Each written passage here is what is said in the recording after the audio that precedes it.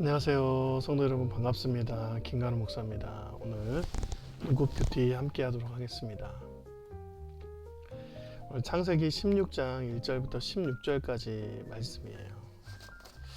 오늘 본문에서 아브라함의 후계자의 여정에 있는, 그러니까 아브라함의 상속자가 어떤 인물인지 하나님께서 알려주셨는데, 그거에 대한 인간적인 오류가 담겨져 있습니다. 그 과정을 하나 더 살펴보도록 하겠습니다. 어제는 이제 법적 후계자 엘리에셀을 세우려는 아브라함의 투정에 대해서 함께 봤죠. 그래서 하나님께서 혈통의 후계자가 진짜 너의 상속자가 될 것이다. 오늘은 그 혈통의 후계자이지만 잘못된 경우를 하나 더 얘기해 주십니다. 아브라함의 아내 사레는 출산하지 못하였고 그에게 한 여종이 있으니 애굽 사람이요 이름은 하갈이라. 사레가 아브라함에게 이르되 여호와께서 내 출산을 허락하지 아니하셨으니 원하건대 내 여종에게 들어가라. 내가 혹 그로 말미암아 자녀를 얻을까 하노라 하며 아브라함이 사레의 말을 들으니라 했습니다. 그의 아내 사레가 더 급했던 것 같아요. 사례도 이제 한 75세가 넘는 나이죠. 그래서 자신의 육신의 태의 문이 완전히 닫혀 있다는 것을 스스로 알고 있었어요. 그래서 다른 방법, 더 정확히 말하면 아브라함의 혈통의 후계자는 자신의 몸에서 나올 수 없기 때문에 우회적으로 이루려고 했던 것입니다. 여호와께서 내 출산을 허락하지 않았다. 이 말은 이제 자신의 생각이죠. 그래서 하갈이라는 여종의 몸을 빌어서 혈통의 후계자를 만들려고 하는 것입니다. 그런데 사례는 그렇게 되지 않던 임신이 쉽게 태의 문이 열리게 되죠. 아브라함이 하갈과 동침하였더니 하갈이 임신하매 그가 자기의 임신함을 알고 그의 여주인을 멸시한지라. 사례가 아브라함에게 이르되 내가 받은 모욕은 당신이 받아야 옳도다. 내가 나의 여종을 당신의 품에 두었거늘 그가 자신의 임신함을 알고 나를 멸시하니 당신과 나 사이에 여호와께서 판단하시기를 원하노라 했습니다. 아브라함이 자신과 동침하고 하갈이 임신하게 되었어요. 그런 후에 일어난 일이 뭐냐면 하갈이 안방 주인 노릇을 한 것입니다. 일부 다처제인 그때 첩으로 들어간 것은 그렇게 놀랍지 않은 일이에요. 그러나 집의 안주인이 임신하지 못해서 들어간 여종이 임신하면 자연스럽게 안방 차지를 하려고 하는 것이죠. 그랬더니 그 모든 것이 갈등으로 일어난 것입니다. 이것은 여러분 당연하게 일어나는 인간 사회의 구조 안에서 일어나는 갈등이에요. 인간 사회는 먹고 먹히는 구조라 욕망의 자리가 집안에서 집주인의 자리를 할지라도 그 자리를 얻고 싶어서 갈등이 일어나게 된다는 거예요. 그 후에 사례도 하갈을 학대하기 시작합니다. 6절 아브라함이 사례에게 이르되 당신의 여종은 당신의 수종에 있으니 당신의 눈에 좋을 대로 그에게 행하라 하매 사례가 하갈을 학대하였더니 하갈이 사례 앞에서 도망하였더라 했습니다. 더 깊은 갈등이 초래되었어요. 여러분, 사례와 하갈은 얼마나 가깝게 지낸 사이이겠습니까? 자신의 남편에게 들어가 동침하라고 할 정도로 신뢰하는 관계였을 것입니다. 그런데 인간적인 마음이 들어가고 그 가운데 갈라지게 되는 일이 발생하죠. 처음에 좋은 일이라고 생각했지만 사람이 계획한 일은 언제나 인간 구조 안에서 일어날 수 있는 갈등이 생기기 마련입니다. 이 갈등은 언제나 더 심각한 갈등을 초래할 수 있는 것이죠. 그래서 얽힌 것은 하나님의 뜻을 따르는 것이 좋습니다. 하나님께서 그 얽힌 구조를 풀어주시고 인간 사회에서 일어날 수 있는 수많은 갈등들을 풀어내 주시는 분이 하나님이시기 때문입니다.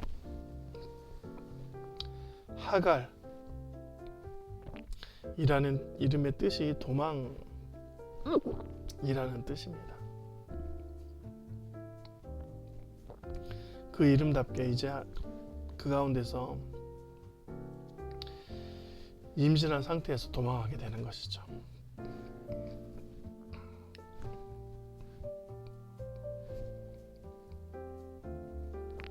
이때 하나님께서 그 얽힌 갈등을 풀어내 주시려고 하갈을 찾아갑니다. 7절 8절 여호와의 사자가 광야의 샘물 곁 곧 술김 샘 곁에서 그를 만나 이르되 사레의 여종 하갈아 내가 어디서 왔으며 어디로 가느냐. 그가 이르되 나는 내 여주인을 사레를 피하여 도망하나이다 했습니다. 여호와의 사자가 찾아가 그녀에게 뭐라고 했냐면 내 아들이 잘못되었다고 이야기한 것이 아닙니다. 너가 지금 잘못했다. 왜 도망가 있느냐라고 얘기하는 것이 아니라 사명을 끝까지 지키라고. 하갈은 그냥 도망가서 다른 곳에서 자신의 아이와 함께 살고 싶었을 것입니다. 그런데 하나님께서 그것이 옳지 못하다고 이야기하는 것이죠. 다시 아브라함과 사레가 있는 곳으로 가서 하갈이 해야 될 일들을 하라라고 얘기합니다. 여호와의 사자가 그에게 이르되 내 주인에게로 돌아가서 그 수하에 복종하라. 여호와의 사자가 또 그에게 이르되 내가 내 씨를 크게 번성하게 하여 그 수가 많아 셀 수 없게 하리라 했습니다. 이제까지 하갈도 아브라함을 따라 사레를 따라 하나님의 뜻을 받드는 사람이었어요. 여호와를 함께 믿고 아브라함을 따라 가나안 땅에 정착을 하게 된 인물 중에 한 명입니다. 사레와 함께 어려운 일들을 잘 이겨낸 사람 중에 한 명입니다. 그래서 하나님께서는 하갈에게 다시 돌아가서 여주인과 함께 그곳의 공동체를 지키라고 명하는 것이죠. 얼마나 돌아가기 싫었겠습니까? 사레가 또 다시 학대하면 어떻게 할지 걱정입니다. 천대받으며 자신이 낳아야 될 아이가 또 그곳에 천대받는 아이로 살면 어떡하지라는 생각을 했을 것이죠. 그런데 하나님께서 개입하시면 수많은 인간 사회에서 당연히 일어나야 될 갈등을 잠잠하게 해주시는 분이 하나님이세요.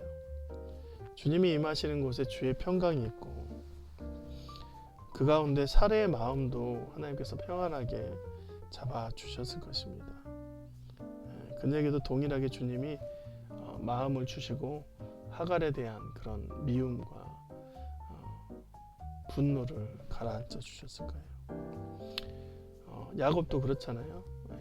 야곱이 에서를 이제 떠나서 도망하였다가 다시 에서에게로 갈 때 두려움이 많았지만 에서의 마음을 그 밤새 하나님께서 만져주시고 군대를 보내는 것이 아니라 직접 나와서 영접하는 것을 보게 되잖아요. 그래서 하나님이 개입하시면 질서가 잡히고 평강이 오는 것입니다. 그래서 하나는 이 자신에게 이렇게 자신을 찾아오신 여호와께 이렇게 말하죠. 하갈이 자기에게 이르신 여호와 이름을 나를 살피시는 하나님이라 하였으니 이는 내가 어떻게 여기서 나를 살피시는 하나님을 배웠는고 함이라 했습니다. 하갈은 여종으로 태어나서 아무리 열심히 살아도 여종으로 마무리할 인생입니다. 그래서 그녀가 이렇게 학대를 받고 천대받아도 어느 누구도 앞장서서 그녀를 신경 써 주지 않을 것입니다. 그런데 하나님만이 자신을 돌보시고 개입해 주시고 다시 살아갈 환경을 조성해 주셨다. 그래서 하나님께서 자신을 살피시는 하나님이시다라고 고백하는 것이죠. 사랑하는 성도 여러분, 세상에 많은 것들이 다 막혀도 우리 하나님께서는 우리를 돌보시는 분이심을 잊지 말아야 될 것입니다. 인간적으로 해결하려고 하면 결국 탈이 나죠. 인간 구조 안에서 일어나는 갈등은 반드시 일어납니다. 그러나 그 문제를 하나님께서 갖고 나아가면 그 문제 가운데 주님이 개입하시고 인간 안에서 있을 갈등은 없어지고 화평의 방법으로 주님께서 해결해 주실 것입니다. 오늘도 주님을 만나고 화평 가운데 임하시는 하나님을 경험하시는 저와 여러분이 되시길 주님의 이름으로 축원드립니다. 고맙습니다.